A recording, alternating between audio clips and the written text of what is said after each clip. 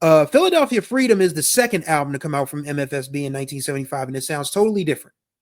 Like, it sounds a little more insistent. Like, you could tell that the up tempos that the Baker Harris and Young version of MFSB played had a tempo and a flow to it. The stuff that the post Baker Harris and Young MFSB played had just a little more push to it.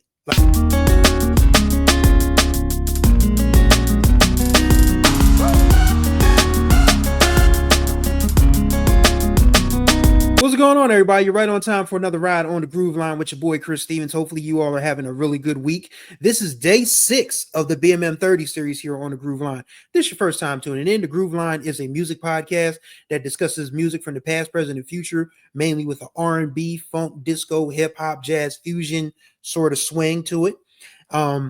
In June is Black Music Month, so the BMM 30 series is what we're in the middle of right now. This is day number 6. And with 30 days in June, that means 30 episodes, a new episode each day. We're going to talk artists, groups, producers, musicians, genres, labels, bands, eras, you name it, we got it covered. Be sure to subscribe to this channel, tap the notification bell so you get notified of all the new content that drops on this channel. And don't forget to like and comment on the videos, because the more you guys like and comment, the more eyes and ears get to be on this channel. And we have good conversations in the comments, so come on through. All right, so it's day number 6, and today is Friday, so it is Philly Friday. And I wanted to talk about one year in particular. Actually, it's leading up to a year, if you will. So 1975 was interesting from the Philadelphia International Records perspective because at least 4 different acts put out 2 albums that year. Now, what that means is you had to have a backlog of, music before you could start releasing these new ones. So 1973, Philadelphia International is riding high off the success of Love Train by the OJs, Me and Mrs. Jones by Billy Paul, Harold Melvin and the Blue Notes, I Miss You. It started to become really good for Philly International, a subsidiary of Columbia Records, until it's not. Clive Davis gets fired from Columbia Records, CBS Records at the time, but Columbia Records now, for misappropriation of funds. And what happens with that?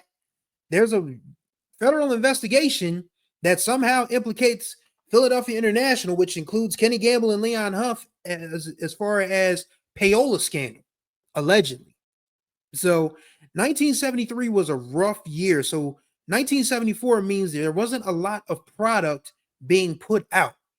But before, once the heat started to cool off a little bit, folks started going back in the studio.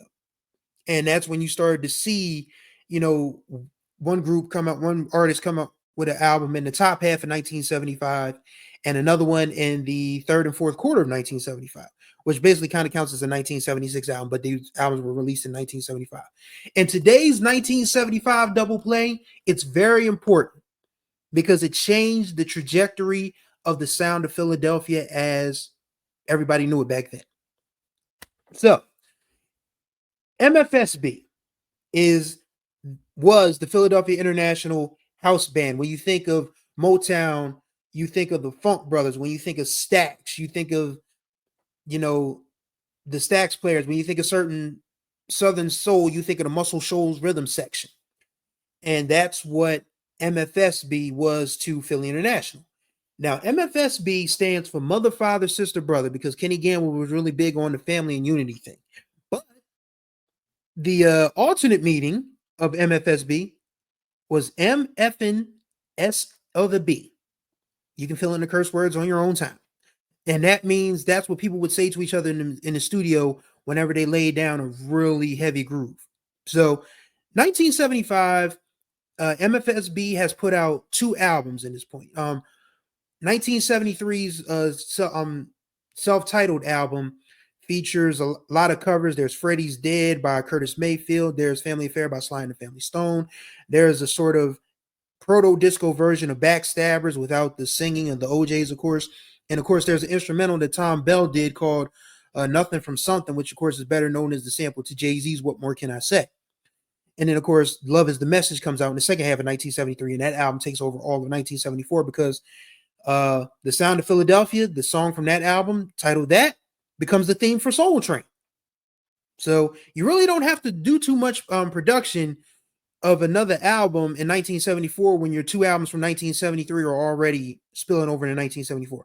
But there's Trouble in Paradise in Philadelphia 1975. Why? You can see it in this beautiful book right here, A House on Fire, The Rise and Fall of Philadelphia Soul. This is my Bible. When I talk about Philly soul, this is one of my Bibles that I reach from. I'm still trying to find some more Philly soul books to reach from, but this one by Mr. John A. Jackson, it's one that's been with me for 20 years and it'll be with me until I'm dead. But yes, so by the time 1975 begins, there's trouble in paradise because the MFSB players don't feel they're being properly credited or properly paid for the music that they've come up with for Philly International, for Kenny Gamble and Leon Huff. And when you think about it, they had a massive tome of music, man. I mean, you think about what Harold Melvin and the Blue Notes put out, what the OJs were putting out, what Billy Paul was doing.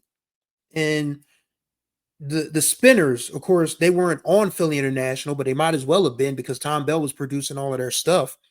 So you think about it, that's a lot of music.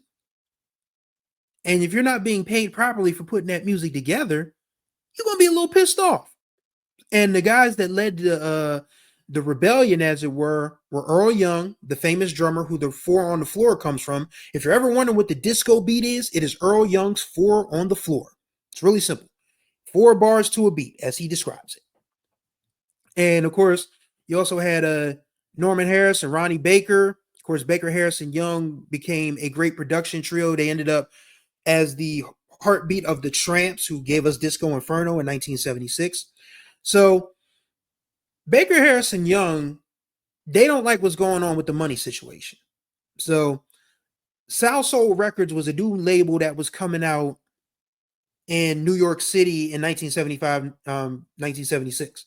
So the South Soul folks reach out to an obviously disenchanted BHY and says, yo, come to New York. We got money for you. And of course, we want that Philly sound because the disco sound is really the Philly sound. Make no mistake about it. Philadelphia is one of the most influential music cities in this country. Everybody loves Motown. I get it. Everybody loves Chicago. I get it. Everybody loves LA, New York.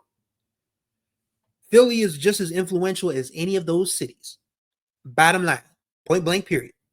So these guys and a few others leave Sigma Sound and Philly International for the comforts of South Soul and also doing their own thing independently. And then, of course, Kenny Gamble and Leon Huff said, well, no, ain't no monkeys going to stop the show. So they bring in Charles Collins on drums, Michael Sugar Bear Foreman on bass. Keith Benson was a substitute drummer at times. His sister Carla was a part of the Sweethearts of Sigma, the background vocalists for Philly International. So the two MFSB records that came out in 1975 are as different as night and day. Universal Love, the first one that came out, is the last one that features the original MFSB that went out from 1971 to the first half of 1975. And that, to me, is where the line of demarcation is. That's where you start to hear Philly International records and Philly Soul records as a whole become a lot different. Because Universal Love, that's a fun record. Like, you've got a cover of the Nightlighters' KG. Like, the Nightlighters version of KG is Chitlin Circuit, Soul Food Joint, Hole in the Wall. And the MFSB version is glamorized, glorified disco, which, of course, that version would end up being played in the movie Saturday Night Fever. So you have that. You have Love Has No Time or Place, which was written by Cynthia Biggs, who, of course, will become an important lyricist and songwriter later on in the decade for Philly International. You had Let's Go to the Disco, which was a McFadden Whitehead joint. And we all know about McFadden and Whitehead, what they were able to do with Philly International. But I think my favorite is because it was something that I listened to as a child and as an adult until Tony Brown, the great WDAS Quiet Storm DJ, passed away in 2021. He would always lead in the breaks with this instrumental, and I couldn't figure it out for the life of me. Thanks to streaming, though. One day, Spotify blessed me with the Discover Weekly. I was like, My Mood, MFSB? This is one I haven't heard before. And then I heard it, and it was like, wow, this is the song that Tony Brown used to go to commercial breaks with on The Quiet Storm. So My Mood just absolutely put me in a good mood, if you will. But yeah, there's also, what else is on? There's Tender Love and Care. Tender Love and Care is a great disco record. Universal Love, even though there was no love by the time the original MFSB folks bounced, was a great record. And then, of course, you go into the second half of 1975 with the new cast of characters, including Dexter Wansell, who was a synth-based producer, a genius of a technological person who could bring Philly International into the latter half of the 70s, because this is when people started using Moog and ARP synthesizers. Stevie Wonder made those pop, of course, as we've discussed, before. But yeah, Philadelphia Freedom is the second album to come out from MFSB in 1975, and it sounds totally different. Like, it sounds a little more insistent. Like, you could tell that the up-tempos that the Baker, Harris, and Young version of MFSB played had a tempo and a flow to it. The stuff that the post Baker, Harris, and Young MFSB played had just a little more push to it. Like the cover of Elton John's Philadelphia Freedom, that one's a good one. Morning Tears, which is a Dexter Wansell production. Those of us who are big Crit fans, we know that sample by heart because Crit sampled that for Boobie Miles. So if you want to listen, if you want to hear how a record label and a sound can be split in two, you can definitely listen to Universal Love at first and then put Philadelphia Freedom on and then say, okay, so this is what happens when shit gets real, pretty much. And that changed the trajectory of Philadelphia International and the Philly sound as a whole, because these new musicians and these new songwriters, they had to really get up to speed quickly, because we're talking about, they're responsible for the OJs, they're responsible for Harold Melvin and the Blue Notes at the time, Billy Paul, then they would become responsible for Teddy Pendergrass when he went solo. And it was just a interesting time. It was a shocking time to be a Philadelphia musician in that era, because so much was going on with the whole payola scandal, and then with the musicians, original MFSB members, just being absolutely fed up with not receiving their proper credit and their proper money. So 1975 was a year that one year ahead of the 250th anniversary of America's Declaration of Independence, 200th, pardon me. 250th comes next year, if we make it that far. But yeah, the 200th anniversary of the Declaration of Independence, which of course has Philadelphia roots. So if you want to get a real taste of what was going on at that time, you can listen to Universal Love first, then go listen to Philadelphia Freedom, and then you can hear the difference. Like, even in up-tempo, like the Zip was a dance, I believe. And I've never if somebody who is a Philly International head or a Philly music lover of a certain age, if anybody could please tell me what the hell the Zip is, I would love to know, because I've never seen anybody do a dance called the Zip. I believe it's based on a dance called the Zip. I don't know. But if you listen to the Zip and you listen to Tender Love and Care, or even if you listen to the MFSB cover of KG, you put those two back to back and then you put the Zip on, and it's like, yeah, there's a huge difference. There's a huge difference. Like, the drums hit a little harder with Charles Collins than they did with Earl Young, because Earl Young he was a heavy drummer, but he wasn't as heavy as Charles Collins was. And then, of course, even down to the horns and the strings on the Zip, it's just like a totally different ball game. I mean, it still sounds Philly International, still sounds Philly soul, but it just sounds just a little more insistent and a little more punchy.